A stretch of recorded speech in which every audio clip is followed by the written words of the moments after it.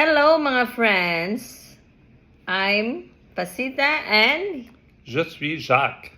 so karon mag-French lesson. We have English words dayon i-translate into Français. French and Bisaya. Okay? Because I'm Bisaya and he is Français. First word. Hello. Bonjour. That's And easy. Bisaya is hello. Murag hello man.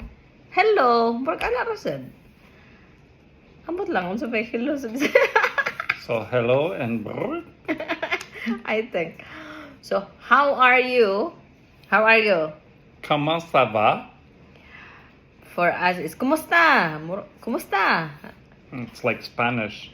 ¿Cómo está? Kumusta? Then, I'm good. I'm good. Je vais bien. For us is okay lang. Okay lang. Then, thank you. Merci. For us is salamat. No, salamat sa pagtanaw. A question. When you say thank you, do you have to sing it? No.